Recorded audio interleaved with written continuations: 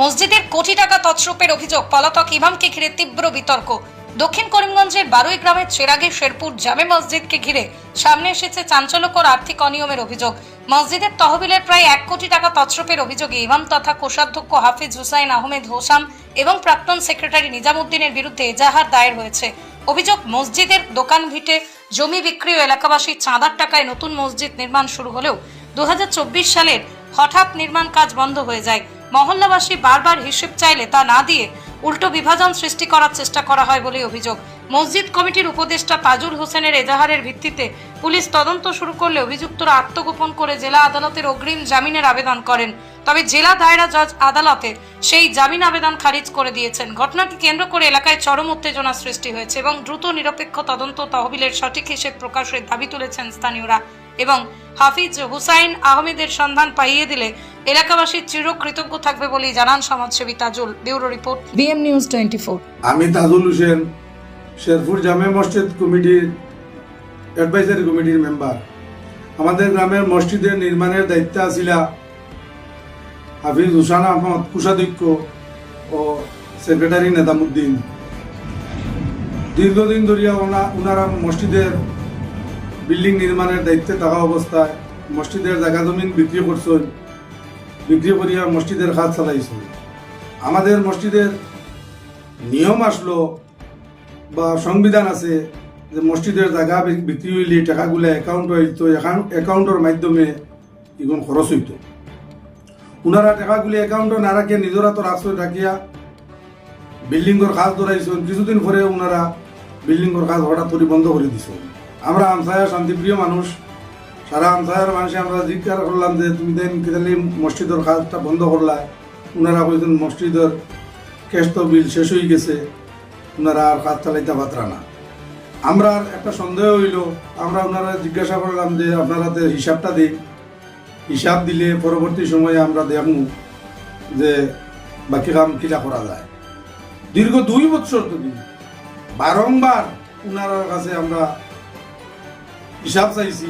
বিভিন্ন সময় মিটিং ডাকার লগে প্রেসিডেন্টে মিটিং ডাকিছেন, তারা আইসেন না। সেক্রেটারি তো মিটিং ডাকিছেন না, শেষ পর্যন্ত প্রেসিডেন্টে মিটিং ডাকিছেন। এই মিটিংও তারা হাজির হয়েছেন না এবং হিসাবও দিচ্ছেন না।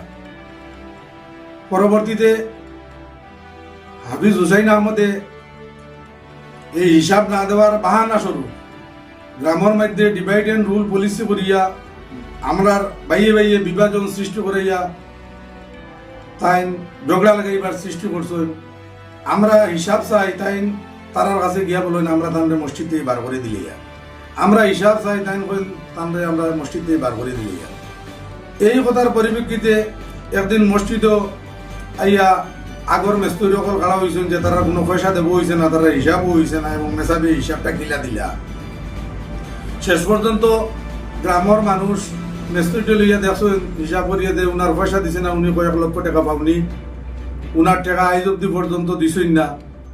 হাবিজ চাবে তার খুন্না খাতাও বার করেন না, কোনো হিসাবও দেন না। শেষ পর্যন্ত উনি গুছা করিয়া গেছেন, গিয়া কইছেন আমার দাবি আছে এই মসজিদে যদি আপনারা টাকা না দেন নামাজ পড়তে সময় আমার বাধা আছে। আমরা গ্রামের মানুষ উনাদের লইয়া বইয়া দীর্ঘদিন ধরিয়া আলোচনা করিয়া শেষ পর্যন্ত কোনো সিদ্ধান্ত উপনীত না হওয়ার কারণে একদিন বাজার ইতা লইয়া দরবার হয়েছে।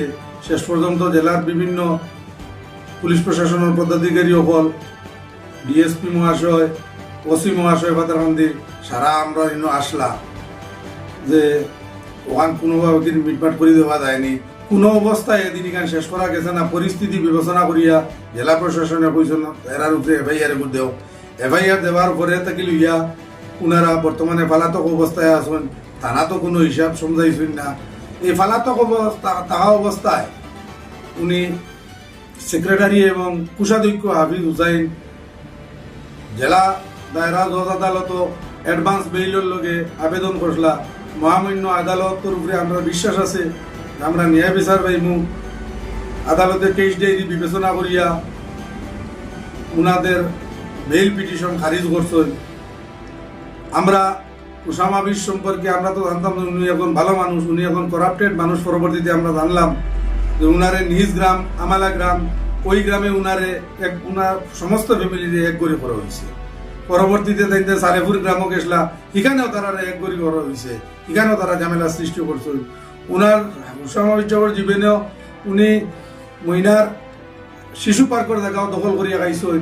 শেষ পর্যন্ত আদালতের মাধ্যমে মহিনা জিবির প্রেসিডেন্ট আব্দুল হামিদ তাবাদার ওই জায়গাগুলা উদ্ধার করছেন।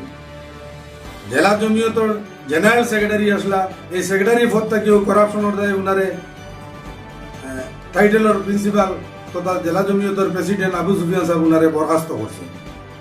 এমনকি উনি চেরাকি মাদ্রাসাত বিভিন্ন ধরনের খারাপ আচরণের দায়ে উনার বিরুদ্ধে প্রসিডিং আনছেন।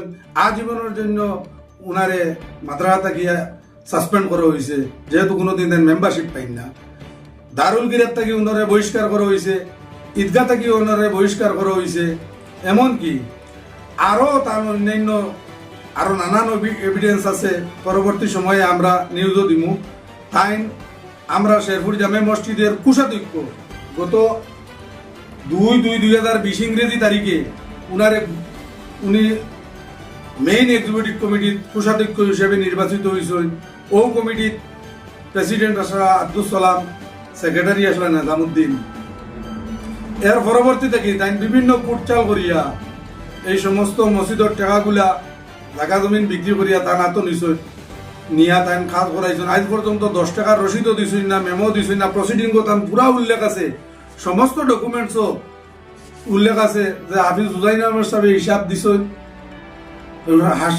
হাফিজ হুসাইন আহমদে কাজ করাইছেন, সমস্ত প্রসিডিং উল্লেখ আছে।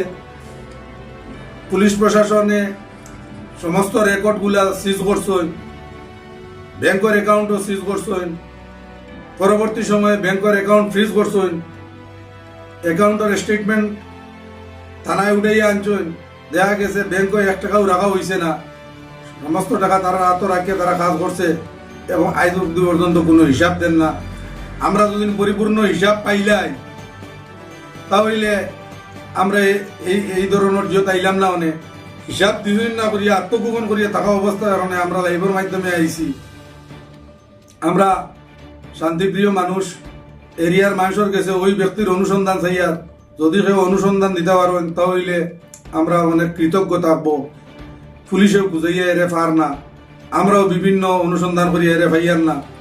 এ ম্যানিপুলেট করিয়া কিছু মানুষরে বিভাজন সৃষ্টি করিয়া আমরা গ্রামের মাঝে ঝগড়া লাগিয়ে রাখি দিছে। দোকান বিটার টাকাগুলি তুলিয়া হে নিজে নিছে, সেক্রেটারি দইয়া হাবিজ চাপে নিজে নিছে, নিজে সাইন করছে। পুলিশ প্রশাসনে ওই দোকানের বিটার যে কাগজগুলো আছে সম্পূর্ণ সিজ করছে। আমরা আমাদের গ্রাম বা সান্দাপুরের যদি হয়ে থাকেন, আপনাদের শেরপুর গ্রামে কি রোল নিয়ে আছে?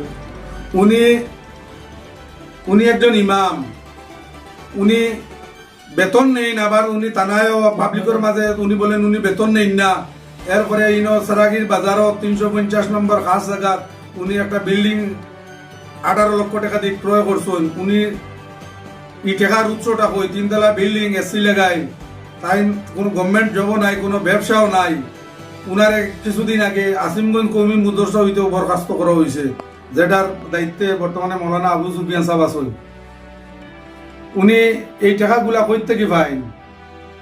3 তলা বিল্ডিং তাই লইলা 18 লাখ টাকা দিয়া, সরকারি খাস জায়গা 350 নম্বর দাগর উপরে সারাগি বাজারও দেশবাসীর জায়গা দখল করিয়া বিল্ডিং বানাইয়া তাই আসুন।